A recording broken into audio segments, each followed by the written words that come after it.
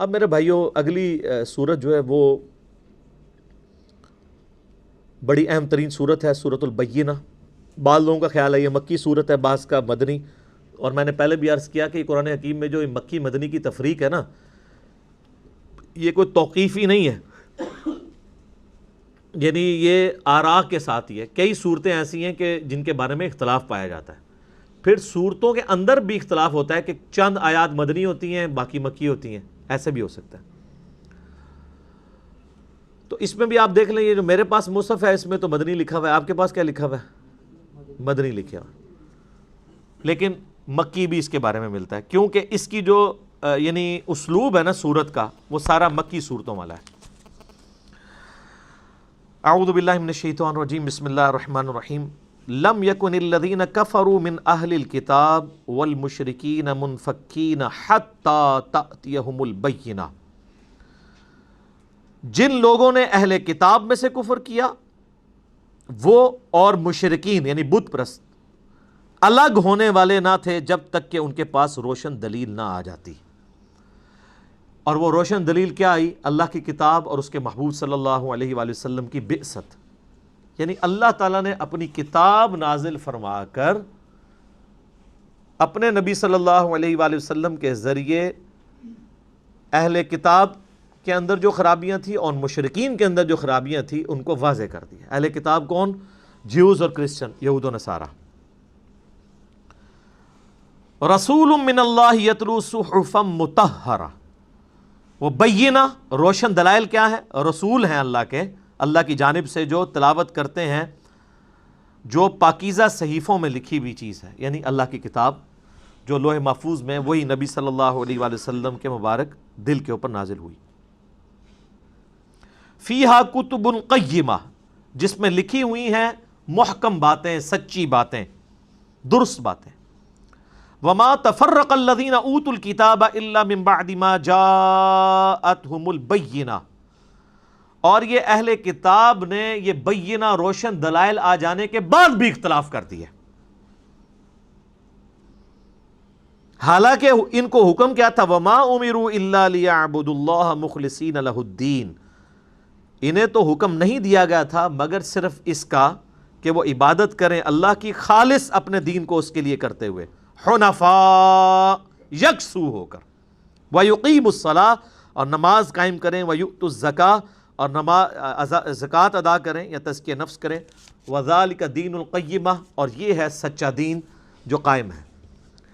اللہ تعالیٰ نے یعنی اہل کتاب کا ذکر کیا کہ ان کے پاس جو کتابیں موجود ہیں ٹیمپرڈ فارم میں، ان کتابوں میں بھی یعنی تورات اور انجیل کے اندر بھی، یا حضرت موسیٰ کے جو صحائف تھے بنی اسرائیل کے پیغمبروں کے اوپر جو وحی نازل ہوئی، ان میں بھی اللہ تعالیٰ نے وہی دین بیان کیا تھا جو محمد رسول اللہ صلی اللہ علیہ وآلہ وسلم کو کتاب اللہ کی شکل میں دیا ہے۔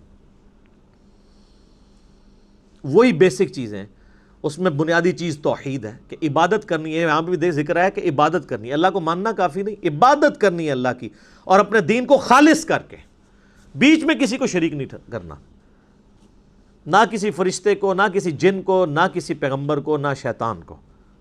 مسلمانوں کی اکثریت نے شیطان کو شریک کیا ہوا ہے، یعنی اللہ کو بھی مان رہے ہیں اور ساتھ شیطان کی بھی مان رہے ہیں، ماننی بھی پھر اللہ کی ہے، اور یکسو ہو کر، اور نماز کو قائم کرنا ہے اور زکوٰۃ دینی ہے، اللہ کی راہ میں خرچ کرنا ہے اور تزکیہ نفس کرنا ہے، اور یہ ہے اصل میں صحیح دین۔ لیکن حق آ جانے کے بعد بھی ان لوگوں نے دین قبول کرنے سے انکار کیا، اور اس کی ریزن جو ہے وہ اللہ تعالیٰ نے سورہ ال عمران میں بتائی ہے، ان الدین عند اللہ الاسلام، بے شک اللہ کے حضور ایکسیپٹیبل دین قیامت کے دن اسلام ہے۔ اور پھر اللہ تعالیٰ فرماتا ہے کہ اسلام کے آ جانے کے بعد جو یہود و نصارہ نے اس دین کے ساتھ اختلاف کیا تو وہ بغیم بینہم کی وجہ سے، آپس کی ضد کی وجہ سے کیا۔ یہ ضد اتنی بری چیز ہے کہ وقت کا پیغمبر موجود ہو تب بھی انسان کو بات سمجھ نہیں آتی۔ مجھے یہ بتائیں کہ یہ وقت کے جو پیغمبر ہوا کرتے تھے، ان کے مخالفین کون لوگ ہوا کرتے تھے؟ یا اس ایریے کے بڑے بڑے سردار ہوا کرتے تھے یا علماء؟ کبھی عوام الناس نہیں کھڑی ہوئی بخاری مسلم میں آتا ہے نا وہ جو ابو سفیان کی اور کیسر روم کی گفتگو ہے، تو وہ اس سے سوال پوچھتا ہے بتائیں ایمان کون لا رہا ہے؟ ان کا غریب غریب لوگ ہی لے کے آتے، تقریباً نہیں لے آنا ہے نا، کیونکہ غریب تو پہلے ہی پیس رہے ہوتے ہیں، ان کو تو امید کی کرن نظر آتا ہے پیغمبر کہ چلو یہ ہمیں کوئی انصاف دلوائے گا۔ امیر لوگ سٹیک پہ لگے ہوتے ہیں، ان کی چودراہٹیں ختم ہو رہی ہوتی ہیں، سرداروں کی سرداریاں ختم ہو رہی ہوتی ہیں،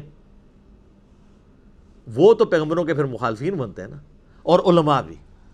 حضرت عیسیٰ علیہ السلام کی مخالفت کس نے کی تھی؟ علماء یہود نے۔ یہ یروشلم کے اندر جب عیسیٰ علیہ السلام بیت المقدس میں جا کے دعوت توحید بلند کیا کرتے تھے تو ان کی مخالفت پہ کون کھڑا ہوتا تھا؟ علماء یہود۔ تو مولوی انی پیڑی شاہ ہے کہ پیغمبروں کے خلاف کھلول جاندہ جے، پوائنٹ ٹو بی نوٹڈ۔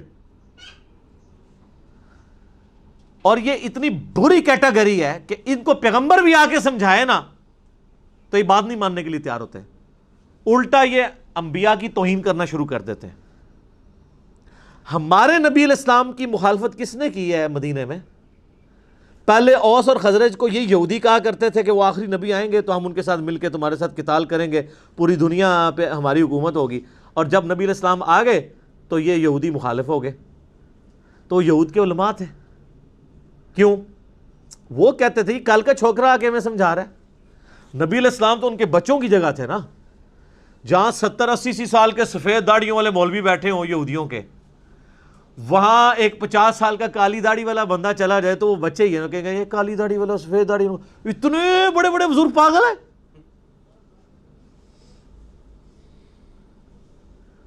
تو پیغمبر کی مخالفت پہ بھی مولوی کھڑا ہو جاتا ہے۔ آج بھی جو دعوت پیغمبر کے پیٹرن پہ کھڑی ہوگی سب سے پہلے مولوی مخالفت کرے گا۔ دنیا کے کسی مذہب کا ماننے والا مولوی، چاہے ہندوؤں کا ہو پنڈت، چاہے وہ جیوز اور کرسچنز کے پادری ہوں، چاہے سکھوں کے گرو ہوں، کبھی یہ نہیں کہیں گے کہ ہماری کتابیں ڈائریکٹ نہ پڑھنا گمراہ ہو جاؤ گے۔ صرف یہ مسلمانوں کا مولوی ہے جو کہتا ہے قرآن بخاری مسلم ڈائریکٹ نہ پڑھنا گمراہ ہو جاؤ گے۔ کیوں؟ اس کو پتا ہے جو صدیوں سے ہم نے کہانیاں کرائی ہیں نا، قرآن میں وہ کہانیاں نہیں لکھی ہوئی۔ سب کانٹیننٹ میں صوفیاء کو داخل ہوئے 1000 سال سے زیادہ گزر چکا ہے، کسی صوفی نے قرآن کا ترجمہ نہیں کیا۔ ایک شاہ ولی اللہ نے کیا، وہ بھی گمراہ ہو گئے۔ پہلے وہ بابوں کے اور قبروں کے ماننے والے تھے، قرآن کا ترجمہ کیا تو وہ دوسری طرف لگ گئے، اسی لیے محلہ بزرگوں نے رسک نہیں لیا ترجمہ کرنے کا۔ بخاری مسلم کا ترجمہ نہیں کیا، ایک بندے نے کیا بخاری مسلم کا ترجمہ، علامہ وحید الزمان جو دیوبند کے شیخ الحدیث تھے، ترجمہ کرتے ہی اہل حدیث ہو گئے 1920 میں۔ تو ویسے سیانے تھے جن لوگوں نے ترجمے نہیں ہونے دیے۔ جب علماء ترجمے کر کے گمراہ ہو جائیں تو عوام تو ویسے ہی پڑھ کے ہوگی، یعنی انورٹڈ کاما میں گمراہ۔ تو یہاں پہ بھی اللہ تعالیٰ فرما رہا ہے کہ انہوں نے نبی اسلام پہ روشن کتاب نازل ہوئی، اس پہ تو ایمان نہیں لائے، اپنی کتابوں میں کون سا ایمان لے کے آئیں گے؟ ان الذین کفروا من اہل الکتاب، بے شک وہ لوگ جو کفر کر رہے ہیں، چاہے وہ اہل کتاب ہوں والمشرکین، چاہے وہ مشرکین میں سے ہوں، فی نار جہنم خالدین فیہا، وہ ہمیشہ کے لیے رہیں گے دوزخ کے اندر۔ اولئک ہم شر البریہ، یہ بدترین مخلوق ہیں۔ یعنی ظاہر ہے پیغمبر کے آ جانے کے بعد بھی کوئی بت پرست مر جائے، کوئی مشرک ہو کے مر جائے پیغمبر کی موجودگی میں بھی، ظاہر ہے وہ مخلوق میں سب سے بدتر ہوگا۔ جب پیغمبر وقت دنیا میں موجود ہوتے ہیں اس وقت حق بالکل روشن سب کو نظر آ رہا ہوتا ہے۔ آج تو چلے 1400 سال گزر گئے ہیں، ہر فرقے نے اپنے اپنے بزرگوں کی کتابیں لے کے چل رہے ہیں، اب وہ صدیوں سے لوگ اپنے اپنے لگے ہوئے ہیں۔ یہاں تو حق پھر بھی تھوڑا سا ایک عام بندے کے لیے پہنچنا مشکل ہے، ناممکن نہیں ہے اگر اس کی نیت ہے تو، لیکن جب پیغمبر دنیا میں موجود ہوں تب تو کوئی دوسری رائے نہیں ہوتی ہے۔ پھر بھی پیغمبر کی موجودگی کے باوجود کوئی شخص گمراہ رہ جائے اور اسی طریقے سے دنیا سے چلا جائے تو اس سے بڑا بدبخت نہیں۔ اس لیے اللہ تعالیٰ نے فرمایا کہ یہ کافر جو ہیں، چاہے اہل کتاب میں سے ہوں چاہے مشرکین میں سے، ہمیشہ کے لیے دوزخ میں رہیں گے اور یہ بدترین مخلوق ہیں۔ اچھا، اس سے یہ بھی پتہ چل گیا کہ بعض لوگوں کی طرف سے یہ بھی ہنگامہ کھڑا کیا گیا نا کہ وہ جنت تو ہمیشہ کے لیے، دوزخ ہمیشہ کے لیے نہیں ہے۔ میرا یوٹیوب پہ کلپ بھی ہے، کیا دوزخ ہمیشہ رہے گی؟ رپلائی ٹو جاوید احمد غامدی صاحب، ان کا یہ موقف ہے کہ نہیں، ایک نہ ایک وقت آئے گا دوزخ ختم کر دی جائے گی. اور یہ صرف ان کا موقف نہیں ہے، امام ابن تیمیہ کا بھی یہی موقف ہے، محی الدین ابن عربی کا بھی یہی موقف ہے. یعنی بریلوی دیوبندیوں کے بزرگ محی الدین ابن عربی وحدت الوجود کے بانی، اور اہل حدیثوں کے بزرگ ابن تیمیہ، ان کا بھی یہی موقف ہے. لیکن ہوگا کہ جب یہ کلپ غامدی صاحب کا سامنے آتا ہے تو مولوی غامدی صاحب کو غلط کہتے ہیں، اپنے ابو کو نہیں کہتے. تو پھر اس کا نقصان کیا ہوتا ہے؟ ان کے ماننے والے کہتے ہیں کہ یار آپ کا ابا کرے وہی بات وہ رحمت اللہ علیہ، ہمارا زندہ کرے تو لعنت اللہ علیہ. آپ کو تھا نا پچھلے دنوں ایک کلپ آیا غامدی صاحب کا، میں نے بھی ان کا رد کیا تھا. وہ کہتے تھے غیر محرم عورت سے آپ مصافحہ کر سکتے ہیں. تو اب مولویوں نے بڑا ہنگامہ کھڑا کیا. ان کے ایک اسٹوڈنٹ ہیں جو خود تقی عثمانی صاحب کے مدرسے سے پڑھے ہوئے ہیں، اور دیوبند کے سب سے بڑے بزرگ سب کانٹیننٹ میں سرفراز خان صفدر صاحب کے پوتے عمار خان ناصر گجرانوالہ میں، وہ زاہد الراشدی صاحب کے بیٹے، سب سے بڑا علماء دیوبند کا خاندان ہے پاکستان میں. ان کا جو تیسری نسل میں بندہ ہے وہ غامدی صاحب کے ساتھ اٹیچ ہو گیا، حالانکہ پڑھا وہ دیوبند سے ہوا ہے، ان کے یعنی مدرسے سے. تو اس نے کیا کیا؟ اس نے فقہ حنفی کی ساری عبارتیں جس میں اس سے بھی زیادہ غلیظ باتیں لکھی تھیں کہ آپ غیر محرم عورت کے ساتھ کیا کیا کر سکتے ہیں، وہ فیس بک پہ لگا دی. اس نے کہا غامدی صاحب نے تو ہاتھ ملانے کا کہا، آپ کے بزرگ تو پتہ نہیں کہاں کہاں. میں یہ علماء کی جرت ہے کہ اس طرح کی گندی باتیں کر سکتے ہیں، میں تو وہ غلیظ زبان بھی استعمال نہیں کر سکتا. تو وہ تو کہاں کہاں ہاتھ لگواتے رہے، وہ انہوں نے پکڑ کے فیس بک پہ لگا دی. تو خرابی جو ہوئی ہے نا جی شروع سے یہ جہاں پہ، تو جب آپ کو کوئی بھی نئی خرابی نظر آئے نا، آپ اس کو ڈیپ ڈگ کر لیا کرے. کام پچھلے نے ڈالا ہوتا ہے، وہ صرف اس کو ریپریزنٹ کر رہا ہوتا ہے، پریزنٹ کر رہا ہوتا ہے، ریپریزنٹیٹیو ہوتا ہے وہ. ان الذین آمنوا وعملوا الصالحات، بے شک جو لوگ ایمان لے کر آئے، نیک اعمال کیے، اولئک ھم خیر البریہ، وہ تو مخلوق میں سب سے بہتر لوگ ہیں. اور ظاہر ہے کہ صحابہ کرام سب سے بہتر مخلوق میں اسی لیے ہیں کہ انہوں نے وقت کے پیغمبر کو پہچانا اور اس کے بعد اپنا تن من دھن ان کے لیے وقف کیا. آج لوگ ویسے خواہشیں تو بڑی رکھتے ہیں، تیرے ہوتے جنم لیا ہوتا تو یا رسول اللہ میں بھی تیرے غلاموں میں ہوتا، میں کوئی ریت کا ذرہ ہوتا تیری جوتی کے ساتھ چپک جاتا. بڑے بڑے عجیب شعر لکھے ہوتے ہیں. میں کہنا رفع دین پھر بھی نہ تو کرتا. ظاہر ہے آج بخاری مسلم پڑھ کے بھی تو نہیں کر رہا، اتنا ڈیٹ ہے. تو قرآن پڑھ کے بھی اپنے عقیدے صحیح نہیں کر رہا، تو حضور کے زمانے میں تو نے کہا ہو سکتا ہے تو ابو جہل ہی ہوتا. آج جو ابو جہل بنا ہوا ہے، اور یہ باتیں کرنا بڑی آسان ہے. صحیح مسلم میں ایک حدیث ہے، سیدنا حذیفہ ابن یمان کہتے ہیں رازدار رسول صلی اللہ علیہ وآلہ وسلم،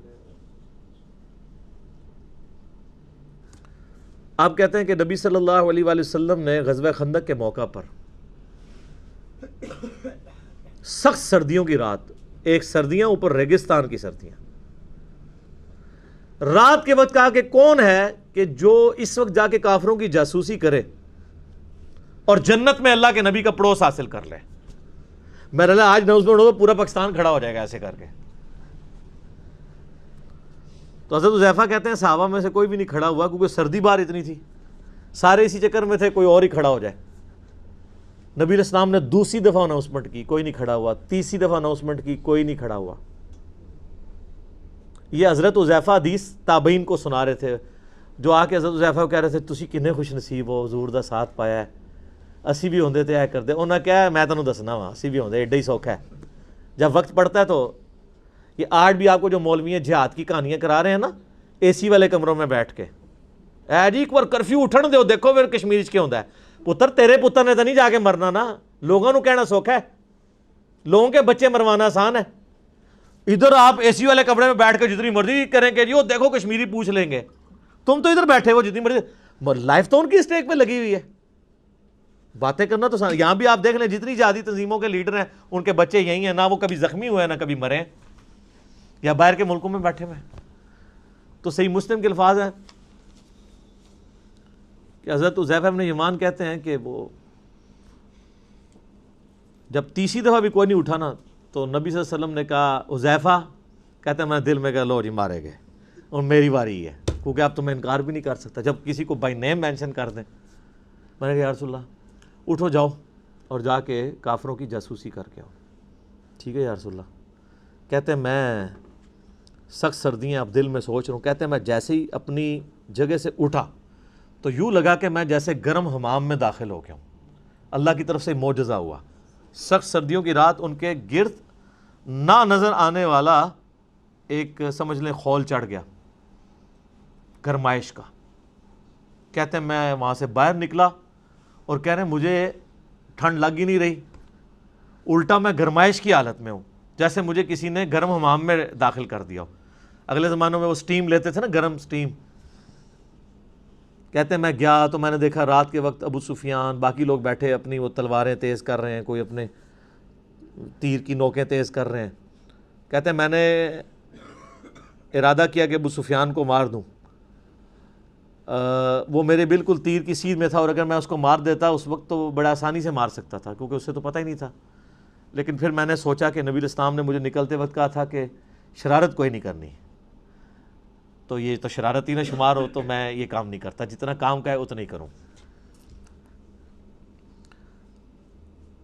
تو کہتے ہیں میں پھر ساری جاسوسی کر کے جب واپس آیا، جیسے ہی میں حضور کی مجلس میں داخل ہوا تو مجھے پھر دوبارہ ٹھنڈ لگنی شروع ہو گئی۔ وہ اصل میں اس فیز سے واپس آ گئے، تو پھر نبی علیہ السلام نے اپنی مبارک چادر مجھے اڑا دی۔ تو یہ تیرے ہوتے جنم لیا ہوتا، ٹھیک ہے۔ تو اس کی میں نے آپ کو یہ میں نے کوئی سٹوری نہیں سنائی آپ کو، یہ مسلم شریف کی حدیث ہے۔ مسلم شریف میں آپ غزوہ خندق والے چیپٹر میں چلے جائیں، وہاں جا کے حدیث کھول کے دیکھ لیں۔ ان الذین آمنوا وعملوا الصالحات اولئک هم خیر البریہ، بے شک جو لوگ ایمان لے کر آئے اور نیک اعمال کیے وہ مخلوق میں سب سے بہتر لوگ ہیں۔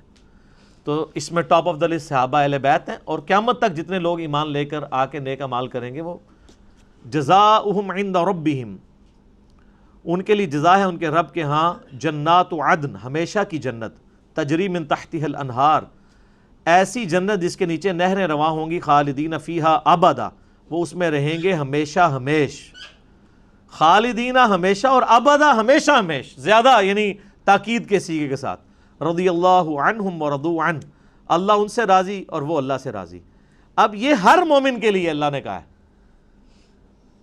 ڈیفینیٹلی تو اس دنیا میں صرف صحابہ کے لیے ہے۔ امید تو ظاہر ہے ہم تو امام بخاری کو بھی سمجھتے ہیں کہ رضی اللہ عنہ ہے، اللہ ان سے یقیناً راضی ہوا ہے۔ امام مسلم کو بھی سمجھتے ہیں، امام حنیفہ کو بھی سمجھتے ہیں، امام شافعی کو، امام احمد بن حنبل کو، امام مالک کو، بڑے بڑے ائمہ جنہوں نے دین کے لیے قربانیاں کی، ہم ان کو رضی اللہ عنہ سمجھتے ہیں۔ لیکن وثوق کے ساتھ صرف صحابہ اور اہل بیت کے لیے ہم یہ بات کر سکتے ہیں۔ دعائیہ کلمات آپ کسی کو بھی کہہ سکتے ہیں، اس پہ میرا کلپ بھی ہے۔ امام مسلم کا شاگرد جب مسلم شریف لکھتا ہے تو کتاب الایمان میں لکھتا ہے قال مسلم بن حجاج قشیری رضی اللہ تعالی عنہ، امام مسلم کو رضی اللہ عنہ لکھا ہے انہوں نے۔ تو اللہ ان سے راضی، وہ اللہ سے راضی۔ ذالک لمن خشی ربہ، اللہ ان سے راضی، وہ اللہ سے راضی، یہ خوشخبری ہر اس شخص کے لیے ہے جو اپنے رب سے ڈر جائے۔ ہر ڈرنے والے شخص کے لیے رضی اللہ عنہ ہے، اللہ اس سے راضی ہو جائے گا۔ باقی یہ علماء نے جو تفریق کی ہے یہ مطلب ان کی ذاتی تفریق ہے، اس کی کوئی اسلام میں کوئی نہیں ہے، اور وہ بھی جب ہم نے کتابیں کھولی ہیں تو اب وہ بھی تفریقیں ان کی ختم ہو گئی ہیں۔ میں نے المحنت علی المفند سے دکھایا کہ علماء دیوبند کو رضی اللہ عنہم لکھا ہوا ہے، خلیل احمد سہارنپوری نے، وہ فضائل اعمال والے جو شیخ زکریا صاحب کے پیر و مرشد نے، علماء دیوبند رضی اللہ عنہم۔